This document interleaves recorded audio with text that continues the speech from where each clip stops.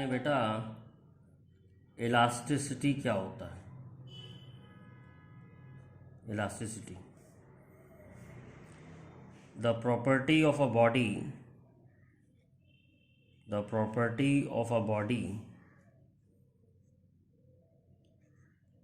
due to which it regains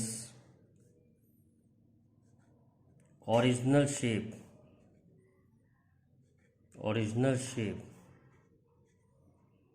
after removal of deforming force is called elasticity।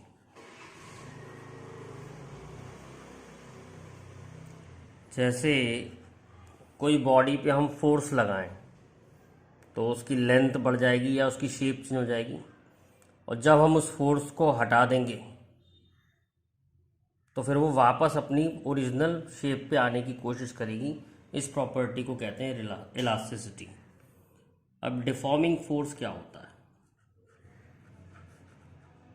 Deforming force,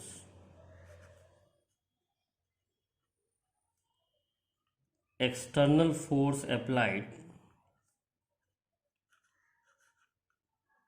on a body, external force applied on a body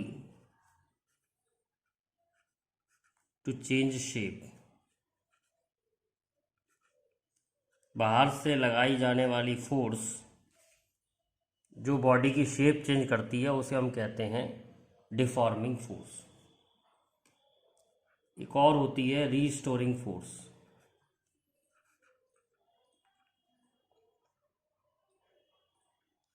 When force is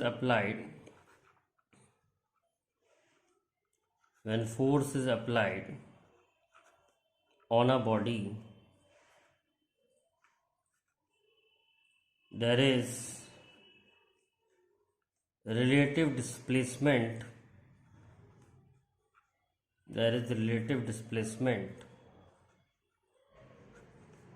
of particle inside the body।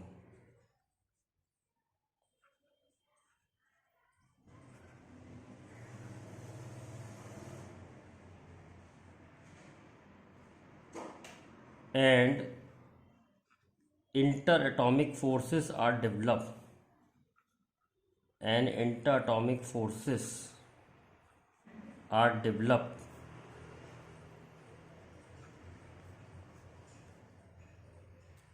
which tries to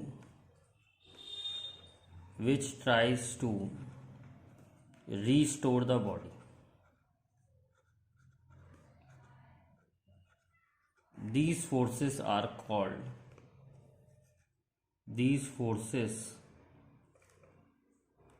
called restoring force।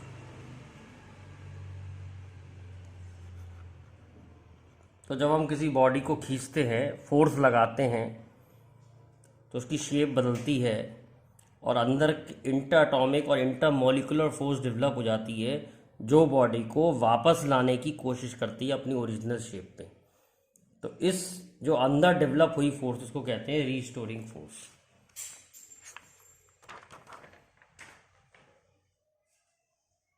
अंदर develop वाली force को कहते हैं restoring force. In equilibrium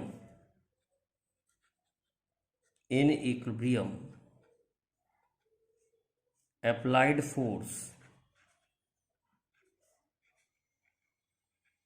is equal to restoring force। Applied force जो होती है वो restoring force के बराबर हो जाती है या बराबर होती है।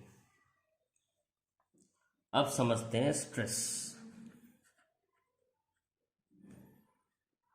स्ट्रेस क्या होता है?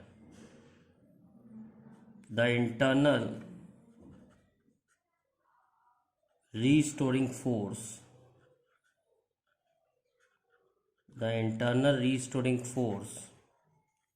per unit area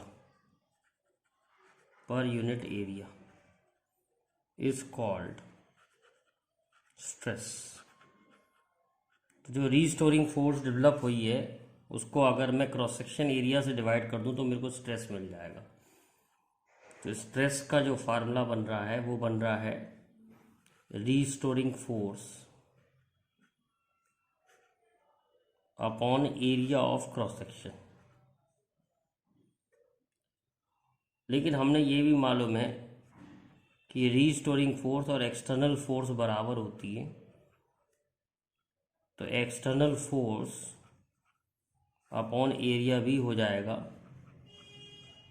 stress.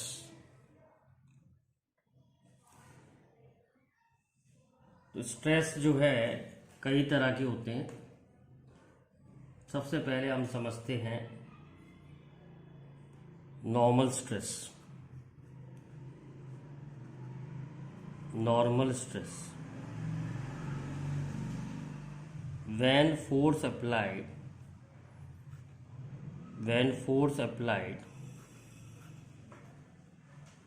is normal to surface।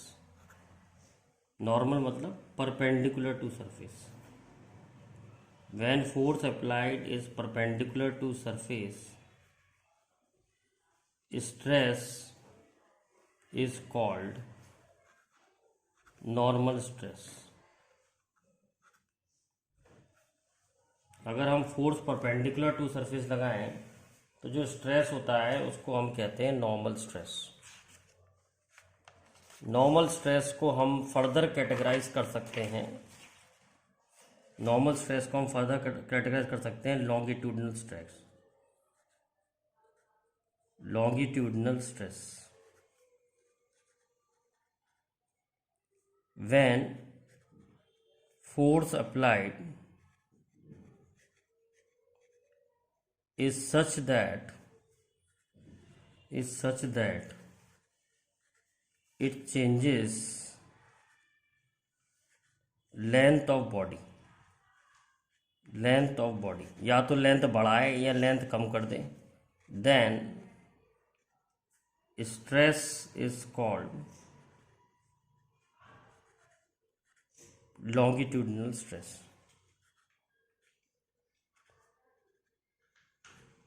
जैसे मैं कोई बॉडी है उस पर मैं नॉर्मल फोर्स लगाऊं ऐसे, तो इसमें बॉडी की लेंथ कम होगी या बढ़ेगी? बॉडी की लेंथ कम होगी। तो ऐसे स्ट्रेस को हम कहते हैं कंप्रेसिव स्ट्रेस। मतलब लॉन्गिट्यूडनल स्ट्रेस का एक एग्जाम्पल कंप्रेसिव स्ट्रेस है। अगर मैं बॉडी पे फोर्स ऐसे लगाऊं, नॉर्मली लगा रहा हूं फोर्स, तो बॉडी की लेंथ चेंज हो जाती है, यानी कि लेंथ बढ़ जाती है। जब लेंथ बढ़ती है तो टेंसाइल स्ट्रेस। दो तरह के स्ट्रेस हैं। लॉन्गिट्यूडनल स्ट्रेस भी दो तरह के हैं कि लेंथ बढ़ रही है या कम हो रही है। अगर लेंथ बढ़ रही है तो इसे हम कहते हैं टेंसाइल स्ट्रेस, और अगर लेंथ कम हो रही है तो इसे हम कहते हैं कंप्रेसिव स्ट्रेस। दूसरा टाइप का नॉर्मल स्ट्रेस है बल्क और वॉल्यूम स्ट्रेस। बल्क और volume stress,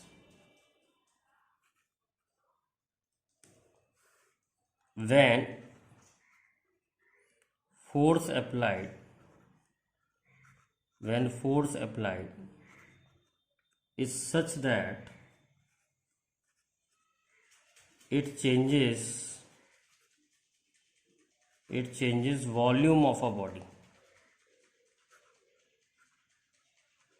then stress is called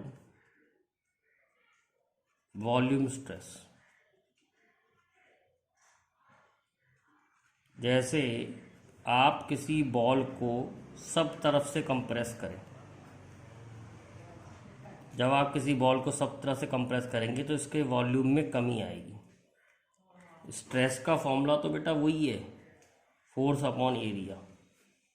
stress का फार्मूला चेंज नहीं होगा, लेकिन स्ट्रेस किस प्रकार का हो रहा है उस प्रकार से नाम रख दिया है लॉन्गिट्यूडनल स्ट्रेस और बल्क स्ट्रेस।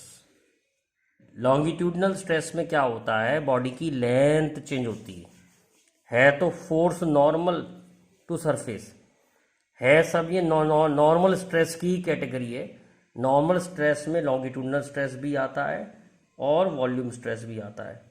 अगर लेंथ चेंज होती है तो उसे हम कहते हैं लॉन्गिट्यूडनल स्ट्रेस, और अगर वॉल्यूम चेंज होता है तो उसे हम कहते हैं वॉल्यूम स्ट्रेस। अब एक और टाइप का स्ट्रेस है, उसे हम कहते हैं शियरिंग और टेंजेंशियल स्ट्रेस। शियरिंग और टेंजेंशियल स्ट्रेस ये कब होता है, when force applied is such that it changes shape of body,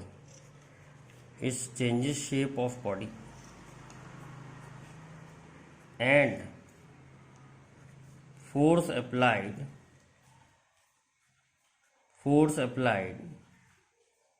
is tangent to surface. जब फोर्स टेंजेंट लगती है सरफेस के, तब जो स्ट्रेस होता है उसे हम कहते हैं शेयरिंग या टेंजेंशियल स्ट्रेस। जैसे ये कोई 3D बॉडी है, मान लो कोई क्यूब है, और आप इसमें अब की बार फोर्स इसके सरफेस पे लगा रहे हैं, टेंजेंशियल फोर्स लगा रहे हैं, नॉर्मल फोर्स नहीं लगा रहे हैं, टेंजेंशियल लगा रहे हैं। तो इसकी वजह से नीचे से फिक्स है, ये नीचे से फिक्स है। तो जब आप इसकी फोर्स लगाएंगे तो इसकी शेप थोड़ी सी बदल जाएगी,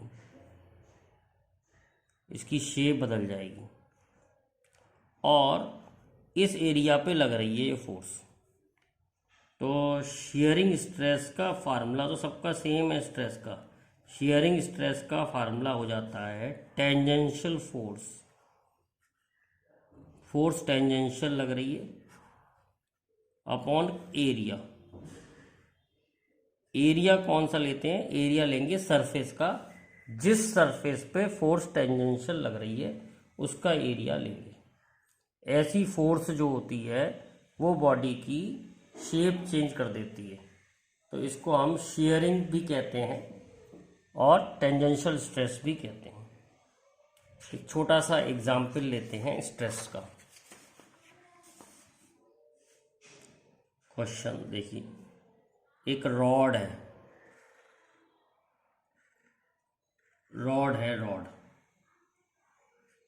रॉड का जो वेट है वो W2 है, और इससे एक बॉडी लटक रही है जिसका वेट W1 है। रॉड की लेंथ L है और आपको नीचे से L/4 डिस्टेंस पे स्ट्रेस निकालना है, जबकि रॉड का क्रॉस सेक्शन एरिया A दे रखा है। तो बेटा स्ट्रेस निकालना है हमें। स्ट्रेस का फार्मूला बड़ा सिंपल होता है, फोर्स अपॉन एरिया।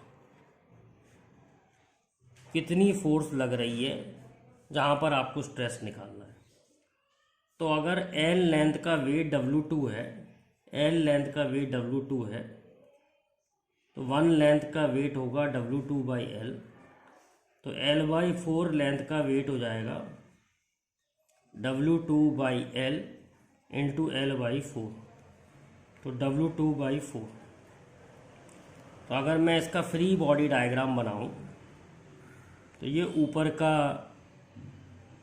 हिस्सा है 3L/4, और ये रॉड का नीचे का हिस्सा है L/4, और इससे एक वेट लटक रहा है W1।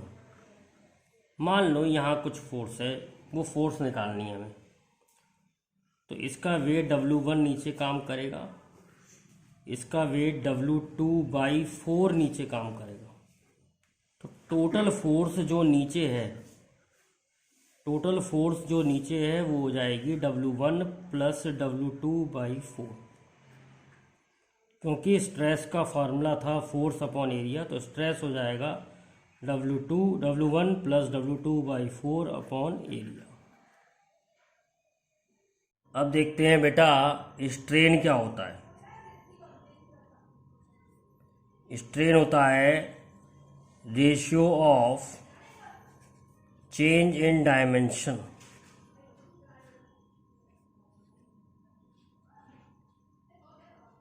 टू ओरिजिनल डायमेंशन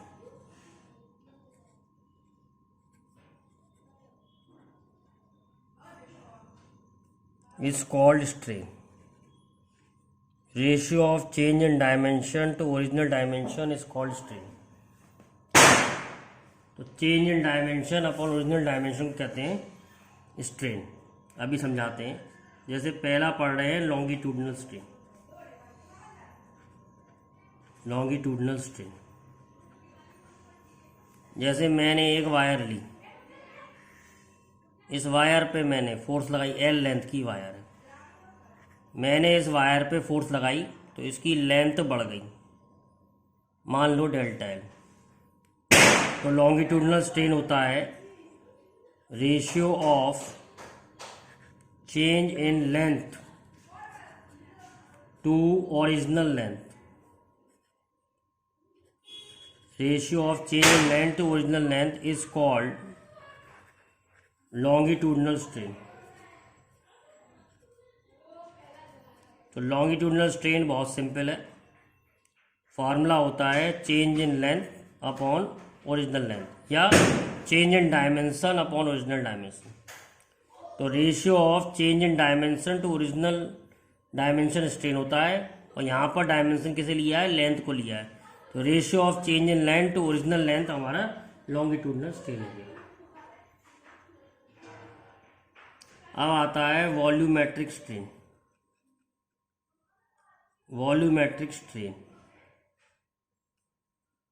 जैसे हमने एक बॉल को पानी के अंदर ले गए तो प्रेशर की वजह से उसका वॉल्यूम कम हो जाएगा।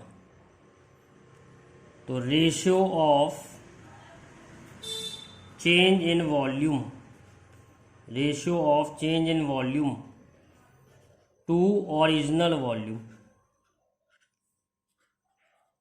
Ratio of change in volume to original volume is called volume strain. तो बहुत सिंपल सा फॉर्मूला है, डेल्टा V/V।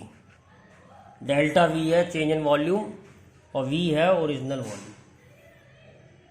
अब तीसरे प्रकार का एक स्ट्रेन और है जिसको हम बोलते हैं शेयरिंग स्ट्रेन। शेयरिंग स्ट्रेन का बच्चों एक नाम और है, इसे हम एंगल ऑफ शेयर भी कहते हैं। थोड़ा ध्यान से देखना, ये बच्चों की कम समझ में आता है, एंगल ऑफ शेयर। अब देखिए एक बॉडी है और वो नीचे से फिक्स है, नीचे से फिक्स है। अब मैं ऊपर टेंजेंशियल फोर्स लगा रहा हूँ, तो टेंजेंशियल फोर्स लगाने से इसकी शेप चेंज हुई है, वॉल्यूम चेंज नहीं हुआ है। तो मान लो इसकी शेप ऐसी हो गई, तो ये एज इतना खिसक गया, इसे कहते हैं एक्स, और एल जो है लेंथ ऑफ एज। तो शेयरिंग स्ट्रेन होता है जितना ये एज खिसक गया अपॉन ओरिजिनल लेंथ, क्या कहेंगे, it is ratio of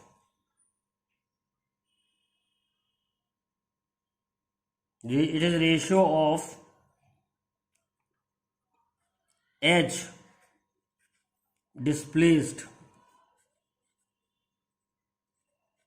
to length। तो ये है x अपॉन एल। फिर समझ लो, जैसे मैंने यहाँ फोर्स लगाई तो इसकी शेप बदल गई, इतना खिसक गया एज, तो जितना खिसक गया एज अपॉन ओरिजिनल लेंथ को हम बोलते हैं शेयरिंग स्ट्रेन। अब एंगल ऑफ शेयर क्यों कह रहे हैं, आपने एंगल का फार्मूला पढ़ा है, ये वाला एंगल कितना होगा, फाई। तो एक्स अपॉन एल भी कह सकते हैं इसे, एंगल ऑफ शेयर इसलिए कह दिया है क्योंकि ये एंगल एक्स अपॉन एल के बराबर होगा, तो इसलिए एंगल ऑफ शेयर भी कह दिया है।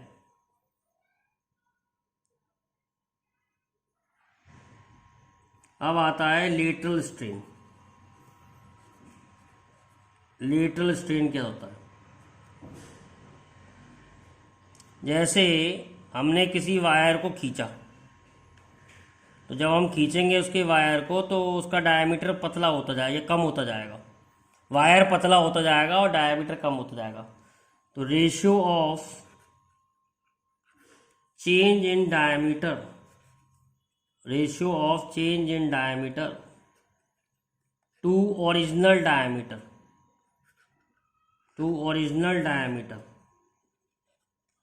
is called lateral strain। तो लेटरल स्ट्रेन क्या है? Ratio of change in diameter to original diameter, lateral strain. इसको हम change in radius to original radius भी कह सकते हैं। डायमीटर भी हो सकता है, रेडियस भी हो सकता है। तो ratio of change in radius to original radius is called lateral strain. अब देखिए बेटा, कुछ एग्जाम्पल देखते हैं स्ट्रेस और स्ट्रेन के। क्वेश्चन देखिए,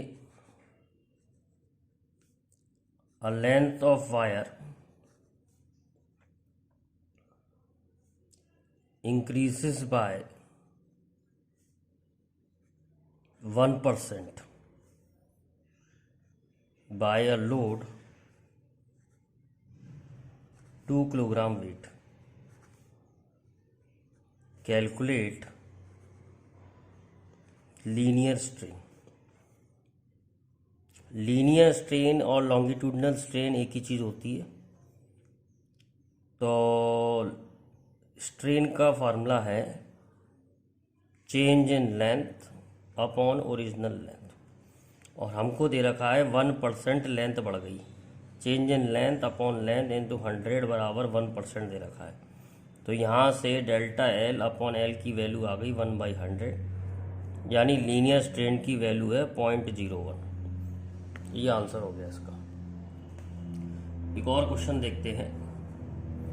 अ weight 2 kilogram is suspended from lower end of a wire of cross section 1 square mm, 10 square mm।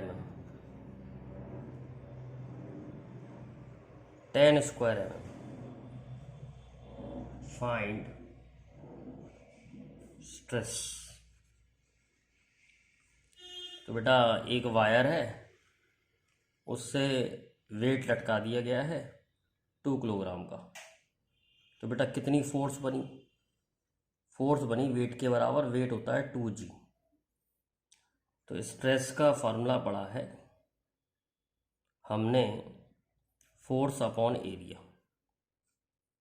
Force जो है वो लॉन्गिट्यूडनल है, सॉरी फोर्स जो है वो नॉर्मल है। नॉर्मल फोर्स हो गई 2g, और एरिया हो गया इसका 10 स्क्वायर mm या 10 mm स्क्वायर।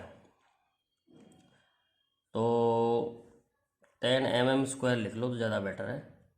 10 इंटू 10 की पावर -6 सॉल्व करेंगे तो ये आ जाएगा आपका 19.6 अपॉन 10 इंटू 10 की पावर 6। सॉल्व करेंगे तो ये आ जाएगा, सॉल्व करके 1.96 इंटू 10 की पावर 6 न्यूटन पर मीटर स्क्वायर। mm स्क्वायर को मीटर स्क्वायर में करने के लिए 10 की पावर 6 से हमने डिवाइड किया है इसे, तो ये 10 की पावर -6 हो गया है। 10 मिलीमीटर स्क्वायर था, मिलीमीटर स्क्वायर को हमने मीटर स्क्वायर में करने के लिए 10⁻6 से डिवाइड किया है, इसलिए 10⁻6 आया है यहाँ पर। और जी की वैल्यू 9.8 रखी है, तो 2 इंटू 9.8 19.6 हो गया, divide by 10 into 10⁻6 1.96 into 10⁻6 newton पर मीटर स्क्वायर। एक और क्वेश्चन करते हैं। A cube of side 0.1 metre is subjected to shearing force मतलब tangential force of 100 Newton. The top face of a cube is displaced by 0.02 centimeter with respect to bottom face. With respect to bottom face. Calculate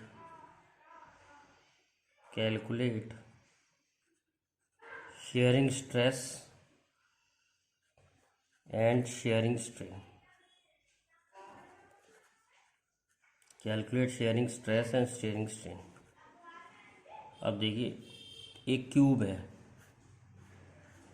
जिसकी side दे रखी है 0.1 metre. कह रहा है जब हमने इसे फोर्स लगाई है 100 न्यूटन की टेंजेंशियल, तो इसका जो एज है वो ऊपर से डिस्प्लेस हो गया है 0.02 सेंटीमीटर में, ध्यान रखें। तो आपको निकालना है शेयरिंग स्ट्रेन की वैल्यू कितनी है और शेयरिंग स्ट्रेस की। तो सबसे पहले शेयरिंग स्ट्रेस देखते हैं। शेयरिंग स्ट्रेस होता है फोर्स अपॉन एरिया।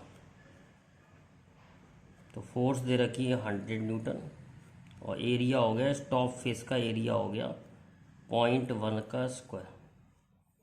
तो आ जाएगा 100 अपॉन 1/100 यानी कि 10⁴ न्यूटन पर मीटर स्क्वायर।